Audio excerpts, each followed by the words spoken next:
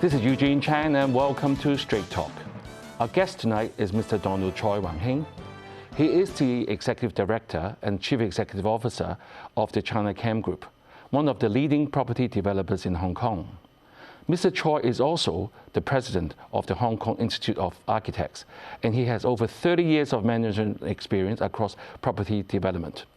Tonight, we have invited Mr. Choi to tell us how he thinks the property market will fare under the new administration led by Mr. John Lee. Welcome, Donald. Thank you for inviting me.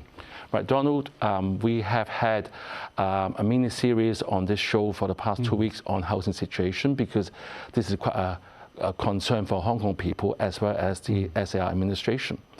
We had former Secretary for Development, Eric Ma. He talked about the red tapes issue, and we also had the former Director of Planning, Professor Ling Ka-kan here to talk about on the execution side. So we have invited you here to complete the picture because I mean, you are a very experienced person, as I introduced you earlier, and you will be able to share with our viewers from a professional and from the private sector's perspective. So Hong Kong has topped one of the most expensive housing markets globally for 11 consecutive years. So as a property developer, they must be very happy. Is that right? Well, I think, for developers, actually, we would like to see a stable and steady market. So it is not necessary that we look for the most expensive market to work in. What is good for the society will be good for developer as well as other businesses as well. So if the market keeps on going up, the profit for the developer will increase as well. Is that true? Not necessarily, because if you look at the land prices, government charge a high land premium. So if they foresee continued rise in the housing prices, actually the land cost actually will be more expensive. So it may not increase the profit margin. It may even actually provide the developer with more risk. Right. As you know, in the community, I mean, people have different opinions. We often will listen. And one of a very common thing that we hear is that they said the property developers like to hoard on lands and units so that there will be less supply, so housing will be less and less accessible to the ordinary citizens. Is that true? I don't think that is a fair assessment. A lot of developers really would like to increase their supply to the market and put the housing as soon as possible to the buyers. That is how we actually recycle our capital. A lot of delay has been, as you have mentioned earlier with your previous guests, the planning process may take a very long time. The premium negotiation is very often being kind of a back and forth negotiations that not only take months, but years to achieve. So all of this actually has become the bottleneck of development. Right, just now you said, if the prices keep on going up, it may not be the best thing for the profit anyway. So if we have all the controls, what will be the perfect market for the business? Well, I don't think there is ever a perfect market. Right. And it is not just a perfect market for the developer, but actually it should be a perfect market for the community and society. So I think, as I mentioned earlier, I think we are very much like other Hong Kong citizens. We are looking for a steady kind of a market rather than, volatility that go up and down. And we do not actually prefer that type of market because that put a lot of risk on how we do development. Right, Donald, as I said, even in the last two shows, all the past chief executives, or even with Mr. John Lee, housing is really on their agenda, like from all the election committee members. If you look at the last 25 years, we have put in different policies. I remembered when we first started to come to work, there was 90% mortgages. With the most recent policies, you can borrow up to only 40% depending on the price of the properties you buy. The stress test is quite difficult to pass because they increase a few percent, say interest rate goes up, and even if you rent the property, they might halve the income of the property. And also there's things called special stamp duty, buyer stamp duty, and even double stamp duty. So all that is trying to curb the demand, as we always listen to the government. Have all these measures been effective, in your opinion? Well, obviously not. When we see prices keep on going up, and I think the problem with a lot of this administrative kind of arbitrary control of the market actually enable artificial market, and it is bad in the free market where we could not achieve a market equilibrium.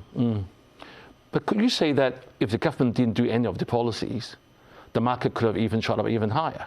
Well, may not be. If you just look at the deposit and mortgage, I think if the government has less intervention, probably the first-time buyer could get on board easier rather than more difficult, because they need to actually suddenly double or triple their deposit, to buy a flat.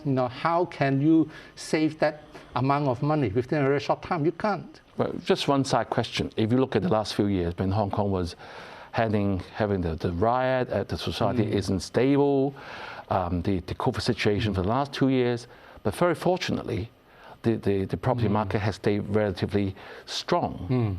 Would you give credit to the government that we have such a low interest, like low borrowing ratio, and also like 60% of properties in Hong Kong actually have no mortgages? Well, I think that is part of the beauty of a free market, where the customer will consider their capability and ability. They are not actually going to rush into the market recklessly. And Hong Kong does have a very robust demand. I think government has to recognize that it is the community aspiration to live better, to have better quality of life, and that starts with a quality home. Last month there were a tender by 5 developers to a residential site in Tuen Mun, but the government has rejected the tender because it hasn't reached the reserve price. So in a way, someone said that the government is maintaining high prices. And is this part of the high premium land policy Hong Kong is adopting? Well, Hong Kong government is the largest landowner. So if they really want to lower the price of housing, they can start with lowering the land cost, the land premium. So obviously, I think this is something that the new government can explore and ensure that they are not actually following a very old colonial policy of high land prices. That being the case, I mean, as you know, Hong Kong has a lot of expenditure. The last few years we had spent a lot. We were in budget deficit on education, on the pandemic, helping this community and businesses. And a lot of the revenue comes from land sales. So do we have a solution? When you're saying that you're going to reduce the price of land, then where is the revenue coming in? Well, I think we need to, diverse our revenue, government revenue. I think, don't be fooled that, land premium could make up a large part of the government kind of budget. Therefore, we are not paying. Actually, it is penalizing all the homeowners because they have to actually pay a much higher prices, and actually it's a kind of a tax already. Right. Donald, you have been in the market for like over 30 years in the property development. Any suggestions on policies to the government that you think Mr. John Lee can consider? I'm sure he's watching. Well, I think, first of all, in the future disposal of land, we should not just look at the kind of economic or financial bit. We should also look at what the developer will be providing in terms of building a better quality of housing, a better community. So, it's very much like the Singaporean URA tender. So we have 2 envelope system, looking at the financial bit as well as the design, the quality of the development as well. Let's look at the real estate development cycle. We had former Secretary Eric Ma here, and we said that it used to be like 3 years, now it can be like 5 to 8 years, and he said that maybe the red tapes are sort of delaying the processes. Where Professor Ling Ka-kan, on the other side, said we need the red tapes to making sure check and balances are for all the stakeholders. So you mentioned the word bottleneck. So where is the bottleneck, do you think? Well, I think by better governance, by actually working together as a team rather than as opposite kind of the game. I think it's a collaborative effort rather than the government considering the developer to be unscrupulous, doing business for to take advantage. I think we do no longer have that situations. For example, when we submit a building plans, the government is very much concerned about illegal use, converting the common area into private use. But under today's law and the DMC governing the development, that is almost impossible nowadays, unlike a few decades ago. Would you attribute that to that blame culture that we talked about by Eric Ma and Professor Ling as well? Yes. The public servants are very worried. Definitely. I think the community need to trust government more, need to trust different partners in the community, doing their business in an honest way more. That will actually go a long way in how we can work together, the public, the business sector, the government, working all together to build a better Hong Kong. Right. So it seems that Eric Ma, Professor Ling, and you have the same opinion that more trust must be happening between all the parties, and let's move on. Yes. All right. We'll go for a break and see you soon.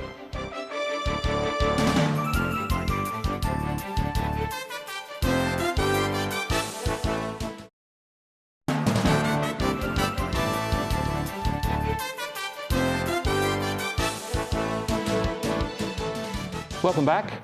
Thank you for staying with us. We have been talking with Mr. Donald Choi about the effect of government policies on the property market. So Donald, we had a good chat on the first part, and we both feel that less blame culture should be adopted, and we can move on things with more trust. Things can work on much better. So Mr. John Lee on the manifesto had several measures, and he said he's going to develop the brownfield sites as well as the green belts. He's setting up two committees, one on the public housing and another one looking at land supply and using innovative construction technologies. All very positive measures. I'm sure the community has accepted that with open arms. So will that shorten the actual real estate cycle? And do you think that how long would it take to solve a Hong Kong housing crisis? Well, I think those are very good initiatives. Obviously, making use of technology, for example, MIC and BIM, to speed up the construction period. I think that is really already kind of proceeding already. Again, in the planning, in the approval process, the centralized kind of coordination task force that being set up can help, in a great way of coordinating between all the different departments and speed up the approval. So all of those are very good measures. Again, I really look forward to the new government to help to shorten the housing delivery program. And within hopefully 5 to 8 years, I would say that we can see drastic kind of improvement in the way that we deliver housing to the community. So you still think that the housing shortage issue cannot be solved within this coming term? I mean, you will see some light in the tunnel. We will start seeing results probably towards the end of the terms. Right. Again, a development took years to plan and deliver. So we are unlikely that with the change of policy, we will immediately see results in the first 1 or 2 years. But I think we will see better delivery program, better quality of housing and development, better kind of catering for the needs of the community in our housing delivery, in the next 5 years or so. Right, so it looks like the result-oriented approach is working, but it should take a few years before we actually see drastic results. Yes. And Mr. Johnny also suggested that he reintroduce private sector participation in the construction of public housing. Is that a good thing, and what effect has it got on the market? Well, I think that definitely is a good initiative to use private sector resources to help with government public housing delivery. We have this program previously where contractors actually participate in the construction of public housing, and the government guaranteed to buy them back at a certain price. So I think it's really a good way of collaborating between the private sector and the government. Yeah, another initiative is to engage the private landowners for the land development as well. See, all that seems to be very positive, but why weren't they used in the last few governments? Well, you have to ask the government. Right. But again, I think we shouldn't look back. We should look into the future as to how we can do better. And I have a lot of expectation and hope for this present administration can actually create a better Hong Kong, more competitive Hong Kong, and actually create a solid foundation for Hong Kong to move forward. So would you agree with the initiative like the Northern Metropolis and also Lantau Tomorrow Vision? Do you think it's also the right direction in your opinion? I think the increase of developable land definitely is a good way, and Northern Metropolis, the Lantau, I think also we have a chance to actually create the 21st century kind of neighborhood. So from net zero sustainability, better quality of life, smart mobility, and so on, all of that can be planned and incorporated so that we have a future-proof neighborhood. So I'm sure you're coming from also from the professional sector's point of view you just mentioned. So I'm sure the viewers by the television I was going to ask in their mind, with all the land coming, with all the supplies coming, would it translate to an inevitable drop in property prices? Because for most Hong Kong people, properties, or even in the major cities in the world, property investment is a major part of the asset. Yes. So would that happen?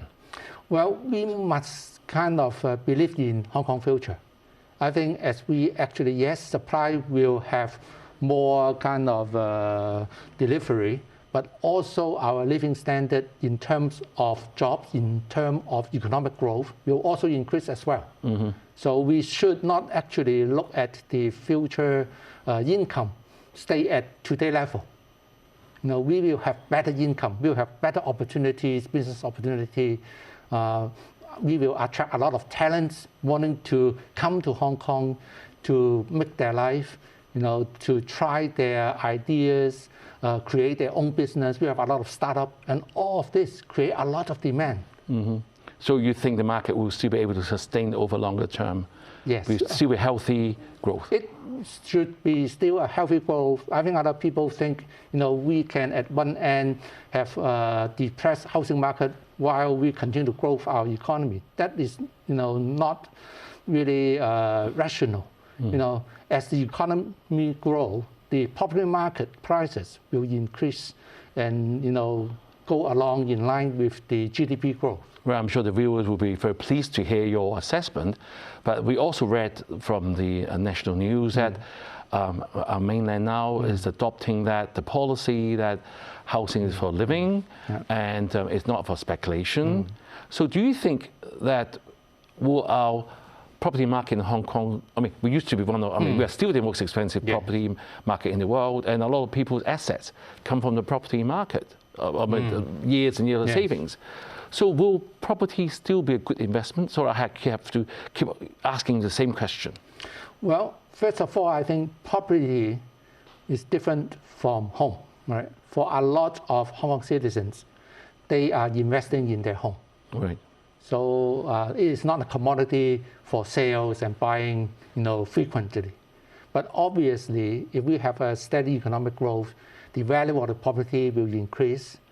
And, when you buy a flat in your 30s, 40s, and you retire in 60s, 70s, then obviously property has increased in value, and then you can cash in as part of a retirement plan. Donald, we must also look into the short-term effect of, we talked about this in the last few shows, that there are people leaving Hong Kong at a rate much faster than before. We didn't see that a few years back.